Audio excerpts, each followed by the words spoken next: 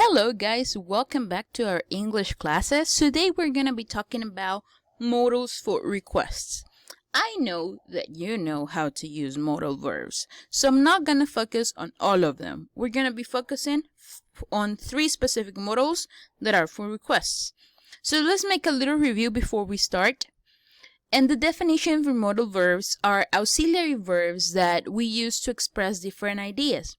What kind of ideas? For example, abilities or permissions or assistance, help, or requests, invitations, etc. Remember that many modal verbs can have different meaning or can have more than one meaning depending on the context we're going to be using them. Today, we're going to be focusing on requests or invitations. And we're going to focus on 3: can, could, and would. So let's check out the structure before we start. If we want to use a positive sentence, we're going to have, sure, he can do that for you. So what is the structure? We have the subject, he, then our modal, can, the verb, and the complement.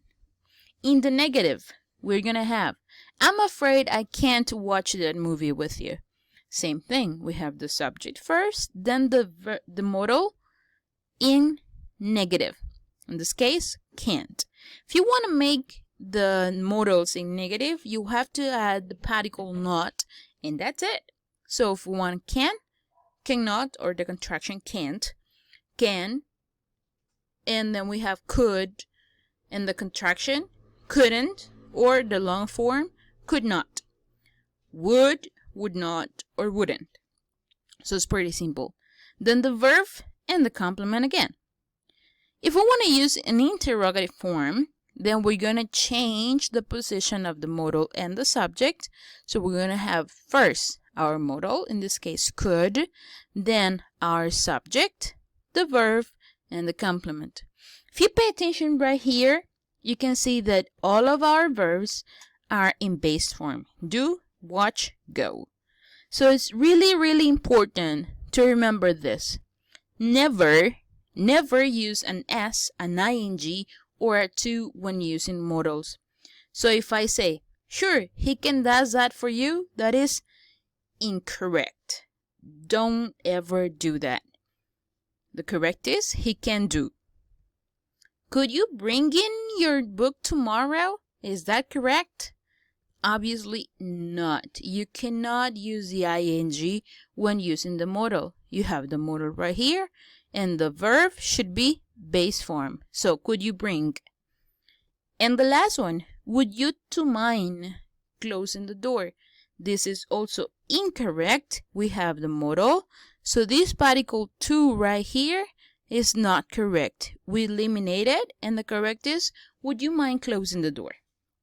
Also, do not say I didn't can, or she doesn't can, or I didn't could. That is not correct either. Why? Because the modals are auxiliaries. So we cannot use 2 auxiliaries together. What's the correct? I can't, she can't, I couldn't. Remember that, okay? Now, let's talk about the uses of the modals specifically. So we're going to have can, that's going to be informal, okay? We're going to use it with, for example, a classmate, a friend, or a relative, okay? Can you pass the salt, please? So this is in a very informal context. If we want to be a little bit more formal, then we can use could, alright? This is formal. And it's basically the same thing, right? Could you bring your book tomorrow? Right, the same structure, but it's a little bit more formal. Now, would is very formal. And we're going to be using, would you mind closing the door? Even the way we say it is more formal, right? So let's look a little bit more in depth over here.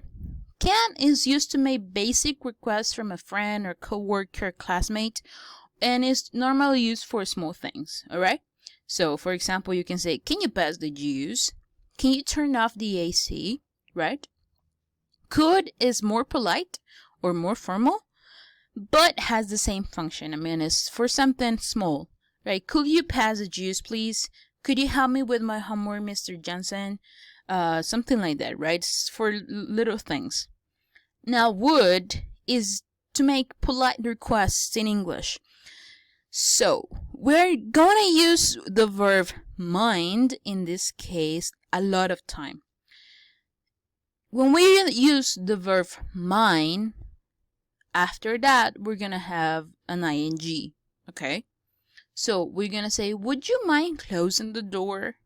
Would you mind turning down the radio? Right, mind is our verb, our main verb, and then the ing is our gerund, what we studied last week, is a complement of the verb, right? Then we can also use would with the verb like to ask for polite requests. For example, if you are in a restaurant, you say, I would like another drink, please. I would like some help with my homework, please. Right, you can do that. What we use is the verb like, base form, and then the complement, what we want some help with, right? So remember, with the verb mind and the modal would, after that we use a gerund. In the case, closing, turning, speaking, talking, watching, washing, all time ing after the verb mind. Then we can use would, then the verb like, and then a complement, and that's gonna be also a way that we can ask for something. We have some other structures that we can use sometimes, and we have from less formal to more formal, right? So for example, can I borrow your truck, please? This is very informal. This is for a friend, right? We can also use the present simple, like for example, do you mind if I use your credit card? This expression is all together, all right? Do you mind if, right? Do you mind if I take your phone? Do you mind if I take your charger, right? It's a kind of polite way to say something, right? And if you want to be like very, very formal, you can say, I was wondering if you could help me move, right? I was wondering if you could help me with my math homework. I was wondering if you could lend me your card, for example. Right, so this is very formal, and you can see would is on the formal part, can is not formal, and could is a little bit more formal. If you want to know more about the structure for modals, I'm going to leave a file next to this video so you can check it out and tell us if you have any questions. Thank you very much.